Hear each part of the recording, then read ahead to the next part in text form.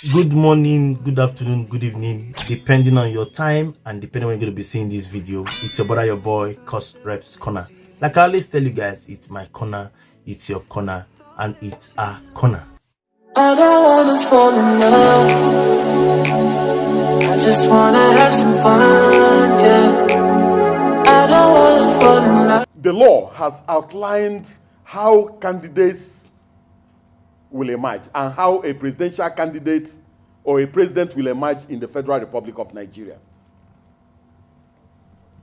Now, because of the limited time allowed the commission by the law, in case a candidate does not emerge on the first ballot, the commission prints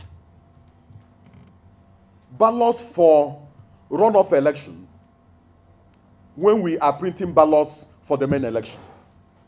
In other words, if 93 million Nigerians are on the ballot for the presidential election, we will print 93 million ballots for the first election, and at the same time, print 93 million ballots for a runoff election in case a winner does not emerge on the first ballot.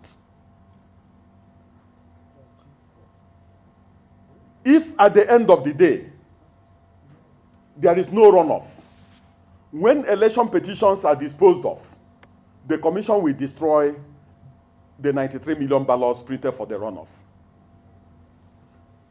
This is because the law gives the commission just 21 days within which to engage in reverse logistics and conduct a runoff election in case there's no winner. Moreover, some of you also know that as at the time of the conduct of the presidential election, the governorship election and the state assembly elections are still pending.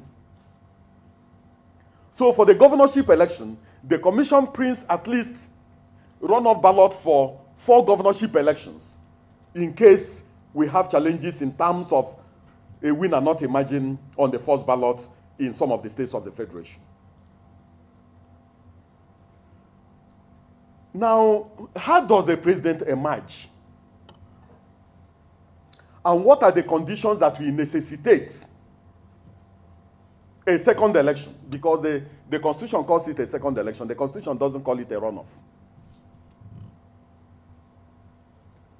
Section 134, subsection 2 of the Constitution of the Federal Republic of Nigeria, which is the fundamental law of the land, makes it mandatory that before anyone can be deemed to have been elected as the president of the Federal Republic of Nigeria, that candidate must secure the highest number of votes cast at the election. The candidate must secure the highest number of votes cast at the election and must also secure a quarter of the votes cast in 2/3 of all the states of the Federation and the Federal Capital Territory. That is mandatory. Now, if no candidate secures this highest number of votes and the mandatory threshold, the Constitution says that we must have a second election within a period of 21 days. Now, not all candidates are going to participate in this second election. 18 candidates will be on the ballot for the first election. If no candidate emerges on the first ballot, only 2 candidates are going to be on the second ballot, or only 2 candidates are going to contest the second election. Now, who are those candidates that will be on the ballot for the second election? The Constitution has made it very clear that 2 candidates that will be on the ballot are, one amongst the candidates who scored the highest number of votes at the election.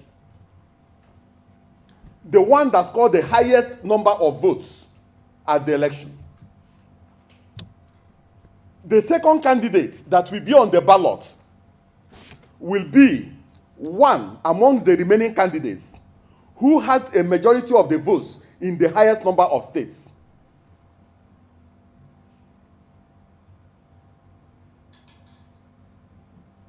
one amongst them. The Constitution did not say that the person who came second will be the person who will be on the ballot. That's not what the Constitution has said. The Constitution says that one amongst the remaining candidates who has a majority of votes in the highest number of states,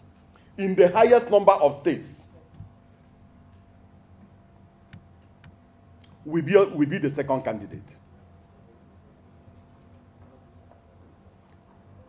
So you may have a situation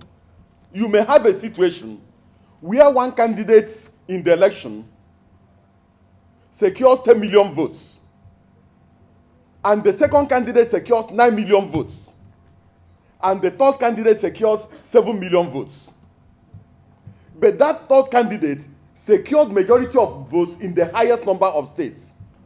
The Constitution says that is that third candidate that will be on the ballot with the first person.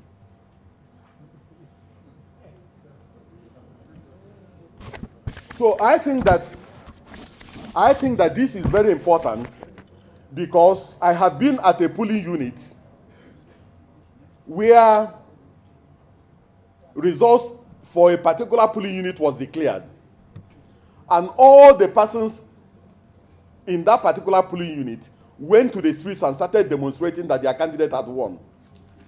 But the result that was declared was for one polling unit. So as bureau chiefs and as senior journalists, I think you have a responsibility to understand some of these issues, given the fact that the election may be very contentious. Nobody can, with certainty, predict what may likely happen. And the lawmakers, in their wisdom, made it very clear that if there's no winner on the first ballot, that we should prepare for the second election. And the commission is already prepared for that second election, taking into consideration the fact that it will be difficult for us to engage in reverse logistics and then begin to look for printers that will print 93 million ballots before we move them to the states, move them to the local governments, move them to the registration areas, and then they get to the polling units. So we've printed, and we are going to print the ballot for the main election and the ballot for a possible runoff election at the same time. That's what the commission will do. Who has the majority of votes in the highest number of states? So the Constitution did not say the person who came second in the election. The second person is one among the remaining who has a majority.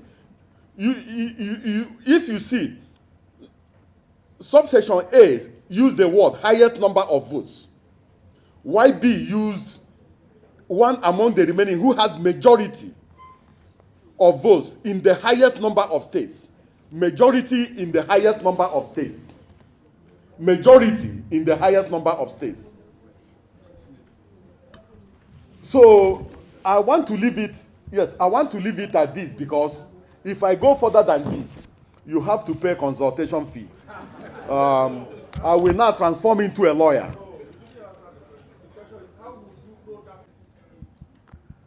For the second election, we will also print ballot papers for 18 political parties.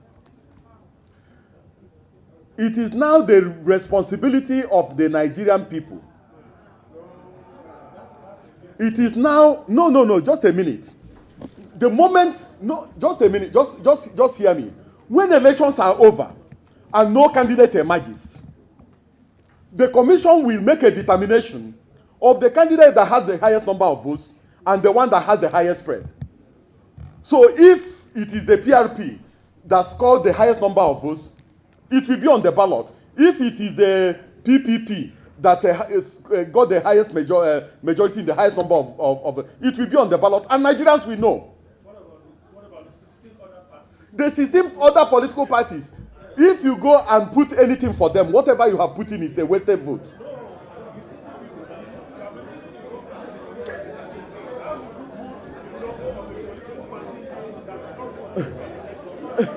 Let me just say this. No, excuse me. Let us get this thing right. Excuse me. The first election, which is the presidential and national assembly elections, the presidential election is not the only election the commission is conducting during the first period. We are conducting election to the Senate and to the House of Representatives. We have to announce the winners. Yes. We have to announce the winners. We have to announce the winners for the Senate and the House of Reps. And there's a possibility that by the time we are done with all these things, it's almost a week. So you have removed 7 days from the 21 days given to the commission. Then you still have governorship election and state assembly elections pending within this particular period. So the commission cannot turn back and begin to go up and down. Yes, and begin to go up and down, looking for security printers to go and print ballot papers during this particular period. So what the commission will do within this particular period, and what the political parties will do within this particular period, is to engage in massive voter education, so that Nigerians will know the political party that got the highest number of votes and the political party that will be the second party on the ballot. I don't think that there's anything odious about this. And so you cannot print 93 million ballots when you have governorship elections to contend with, you have state assembly elections to contend with, you are declaring winners for senatorial election, you are declaring winners for House of Representatives elections, and there's also a possibility that some of the governorship elections may also go into a runoff, because the same thing applies to governorship elections.